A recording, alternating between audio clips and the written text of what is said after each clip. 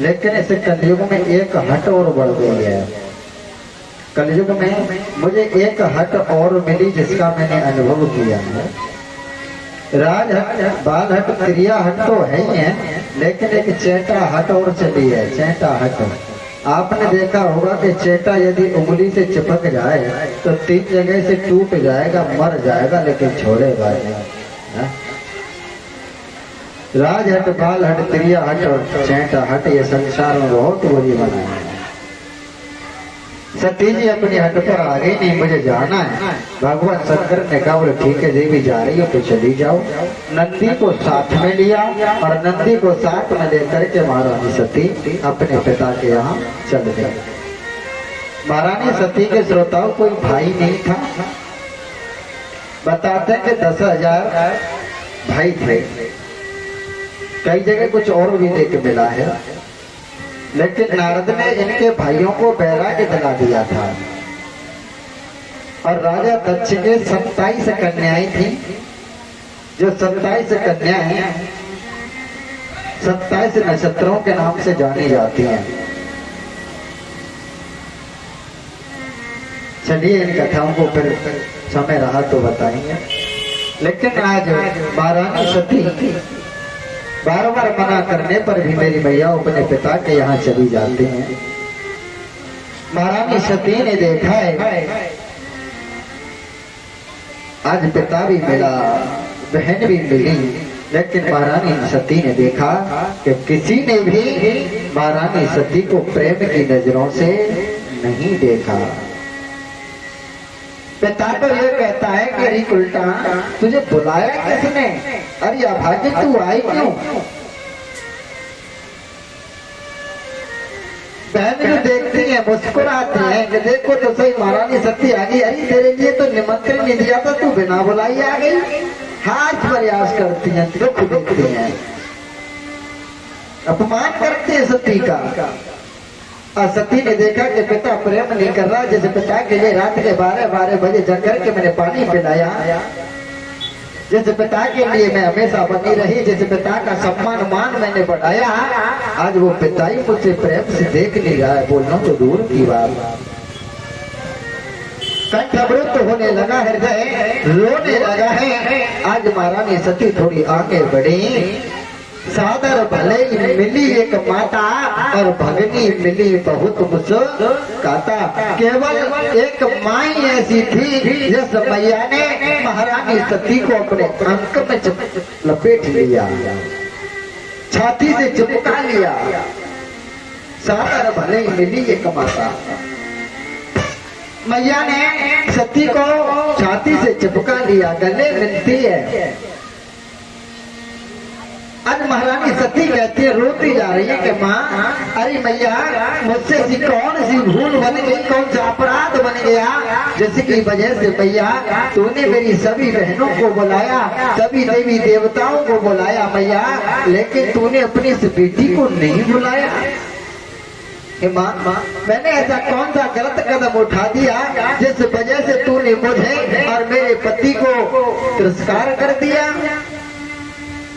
अरे मैया, अरे माँ तू और बहनों के लिए चुंदरी देती, लहंगा धोती देती मैया, लेकिन इस बेटी के लिए तू केवल चुंदरी दे देती, मैं तो उसी को लेकर के चली जाती। लेकिन मैया मुझे कम से कम बुला तो लेती।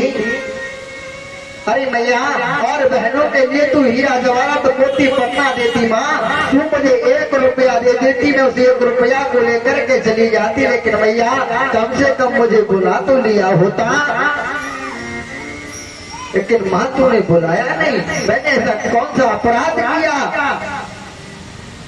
आज माँ भी रो रही है, बेटी भी रो रही है।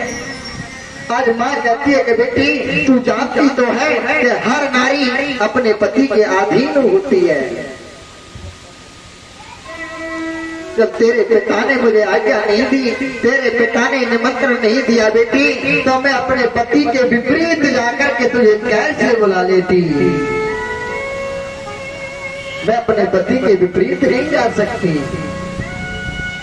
तेरे पिता की इच्छा नहीं थी बेटी, इसलिए मैंने तुझे बुलाया। आज रोती है, माँ भी रो रही है, बेटी भी रो रही है। महारानी सती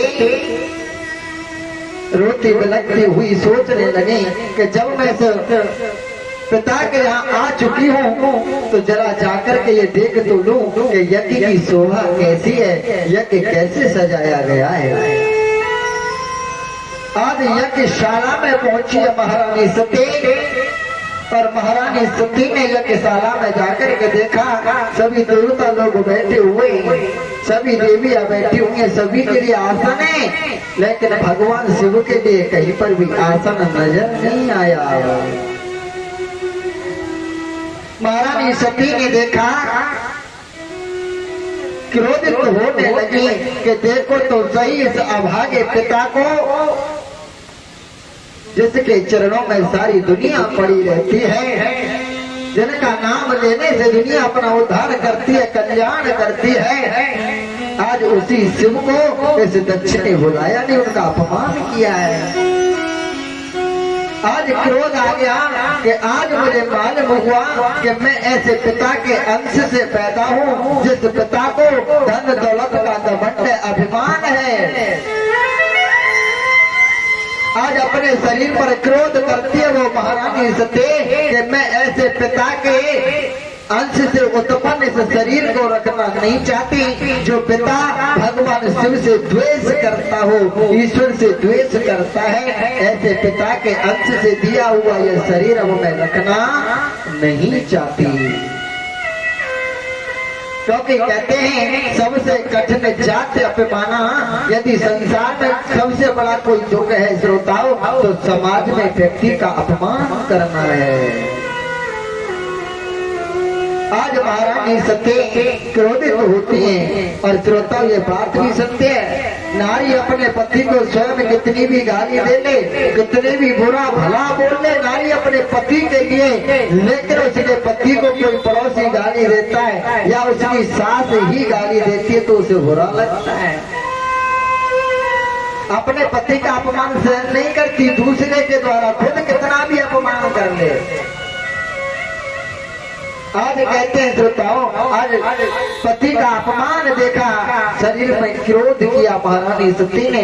देवता घबराने लगे, रे देवी आप अपने क्रोध को शांत करो, अपने क्रोध को शांत करो। लेकिन महारानी सती कहती है कि देवताओं आज मैं तुम्हारे लिए क्रोध नहीं कर रही हूँ, आज मैं दुष्टों का संहार करने के लिए क्रोध नहीं कर रही हूँ, बल्कि आज मैं अपने शरीर पर क्रोध कर रही हूँ जो कि ऐसे दुष्ट पिता के अंश से ये शरीर बना हुआ है। आज क्रोध करती हुई महारानी सती यज्ञ कुंड में कूद जाती है श्रोताओं, और अपनी देह का त्याग किया महारानी सती ने।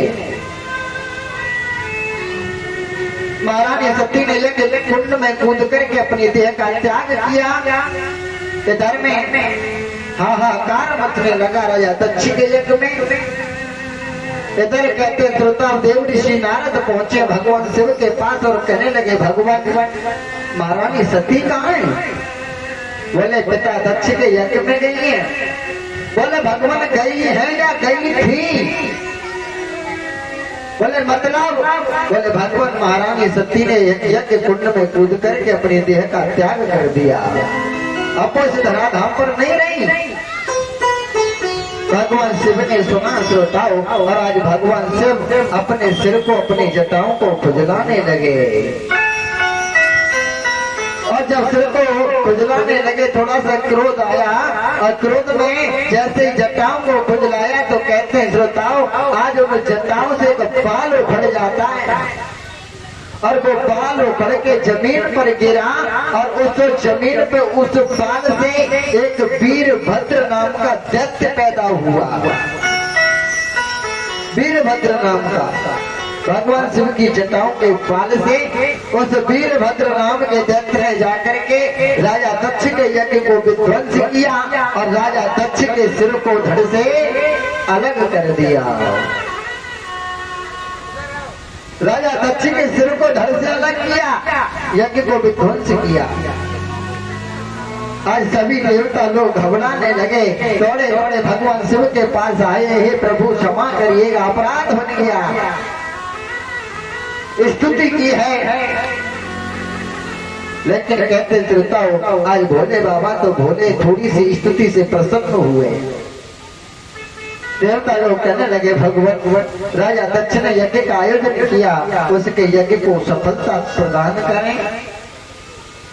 लेकिन सफलता प्राप्त कैसे हो? राजा दक्ष तो मरा हुआ पड़ा है, सिर धड़ से अलग हो गया है। सभी देवता लोग कहने लगे, अश्विनी कुमारों को बुलाया, बोले दक्ष के सिर को धड़ से लगा दो, बोले नहीं लग सकता। भगवान शंकर ने कहा है कि यदि कोई माँ अपने बेटे को पीठ देकर के सो रही हो, ध्यान देंगे श्रोताओं, भगवान शिव ने कहा है कि संसार में जाकर के देखो कि कोई माँ अपने बेटे को पीठ देकर के सो रही हो, उस बेटे का सिर काट करके ले आओ और राजा दक्ष के धड़ पर लगा दो, राजा दक्ष जीवित हो जाएगा। आज अश्विनी कुमार पूरे ब्रह्मांड में विचरण करते, सब जगह देखा, हर घर में गए, हर जीव को देखा, लेकिन संसार में कोई ऐसी माँ नहीं मिली जो माँ अपने बच्चे को पीठ दे करके सो रही हो। अब तो बहुत सोती है, लेकिन पहले नहीं सोती थी, अब तो बहुत सोती है। तो कहते जैसे सब जगह भ्रमण किया, कोई नहीं मिला कि जो माँ अपने बेटे को पीठ दे करके सो रही हो।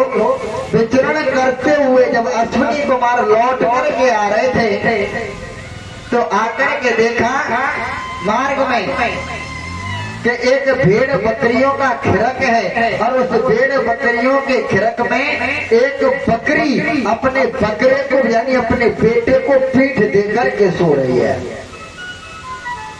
एक बकरी अपने पुत्र बकरे को पीठ देकर के सो रही है। आज कहते हैं उसी बकरे का सिर धड़ से अलग किया और लाकर के राजा दक्ष के धड़ पर लगा दिया, राजा दक्ष को जीवित किया, यज्ञ को संपन्न कराया भगवान शिव ने। श्रोताओं ये कथा सभी ने सुनी है, रामचरितमानस में ये कथा जो मैंने सुनाई है यों की त्यों लिखी हुई है। ध्यान देंगे इस कथा से ज्ञान व शिक्षा क्या मिली। कथा तो हमने और आपने खूब सुनी और पढ़ी है, आखिर ये कथा हमें क्या प्रेरणा दे रही है?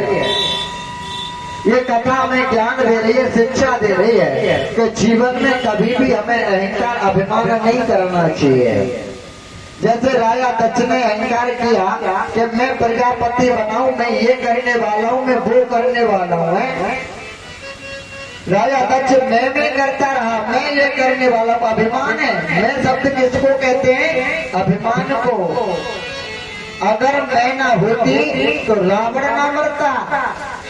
आपने को भजन सुना होगा, कभी लोग कहते हैं कि अगर मैं ना होती तो रावण ना मरता। मैं का मतलब है अभिमान, अगर अभिमान ना होता तो रावण ना होता।